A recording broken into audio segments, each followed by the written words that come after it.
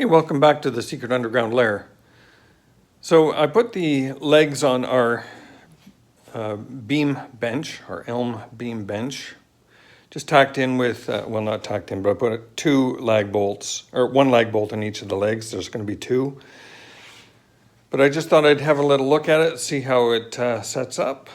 And there's a few little changes that I want to make yet. That's what will be on today's episode.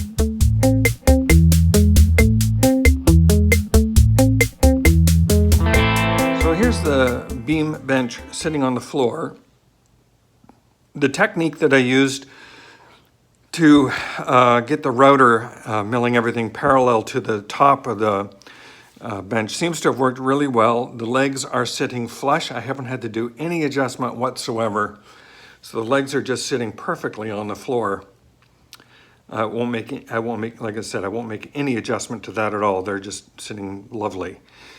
And the top is nice and parallel to the floor. So I'm kind of pleased with the overall approach that's going to take. But what I want to change though, I'm not happy with the gap between the two legs. And I'm going to wind up welding a piece in between those two legs just to make it look like a solid U shape. So I have some cutting of metal to do and then a lot of welding to get those done. So I'm going to cut the pieces that'll sit between the two legs, and then I'll tack them in place, remove the legs from the bench, and finish up the welding and the grinding and get them ready for paint. So I'll cut a couple pieces now and come back when they're ready to sit in. So our first leg assembly, I got that little piece now welded in. Just going to let that cool off and then we'll grind it all flat so that it looks invisible. In the meantime, I have another piece that I cut for the other leg assembly, but unfortunately it was made from a piece that had holes in it, these two holes. So I plugged those holes with the welder and some metal, and I have that over on the vise, and I'm just going to grind that flat. So here's the little piece. You can see a little plug put in there and another plug put in there, welded all around. So I'll just grind that off flat so it becomes invisible again. And then we can weld this section into the other leg assembly. So a lot of welding today and grinding. So there's our little piece all ground flat. I also put a little 45-degree angle on each, cut an edge off each side so that the weld will have a good place to penetrate. So we'll go put that back on the legs, tack it in place, take those legs off, and then weld them up firmly and then grind them down. Finish it all off with a flap disc and then maybe a wire wheel just to kind of brush it clean, but we'll see when we get there. First, a bite of lunch. So I've got our little blank piece now welded in place. Little plugs that I put in are gone. You can't see them at all. And just gonna weld these, or grind these welds flat so they'll be flush and disappear. So I'll come back when I have that all ground down, and then we're ready for probably the flap disc or maybe a wire wheel, but we'll cross that bridge in a minute. So I've just gone over this surface with the flap disc and this this surface as well with the flap disc. And I like what I'm seeing in terms of results. It's getting rid of the heavy marks of the grinder. And then I think finally I'm going to go over this with some sandpaper before priming and painting it. So I'll just carry on with the flap disc on the bottom side here and then run around the inside. Get it all nice and ready for some sanding and final paint. Put some gray primer on the legs now that they've been ground down and sanded, so they look okay. Going to finish them off with some matte black. In the meantime, over here on the beam itself, I've gone over the beam with a wire brush just to knock all the dirt, the loose dirt off it anyway.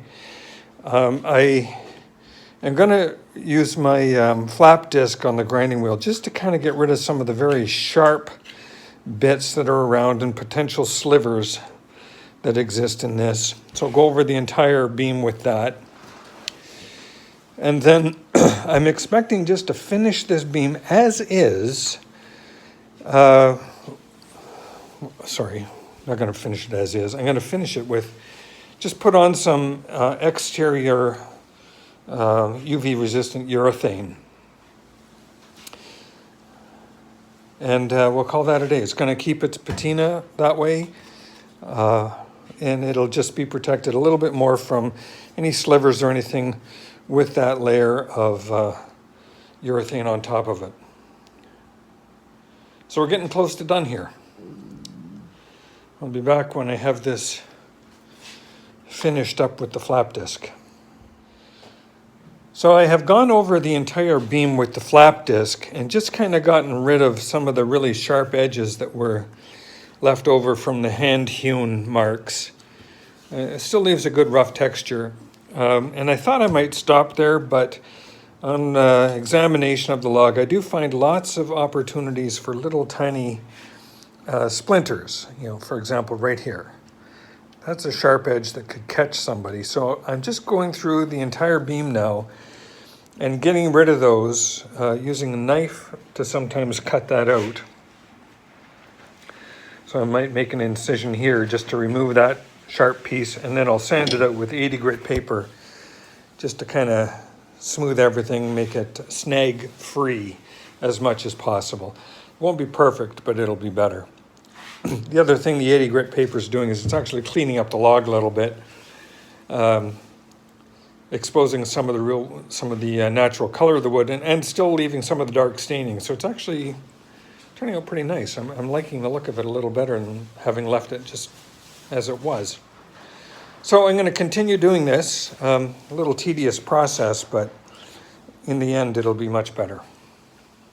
So I've gone over the entire beam now with some 80 grit sandpaper, gotten rid of all the sharp edges that may exist, little snags, slivers, potential slivers.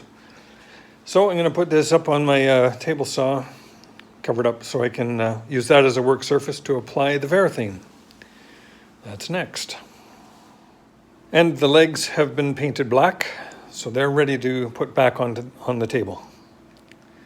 So after I get the beam Varathane, we'll put these on, and we got ourselves a bench. And there we have it. One elm hand-hewn elm barn beam bench. That's a mouthful. I'm really pleased with the way that turned out. It's very stable. It's actually comfortable to sit on. And after a coat of Varathane, it kind of brings out the color of the elm a little bit. So I'm kind of happy that I did a rough sand on it.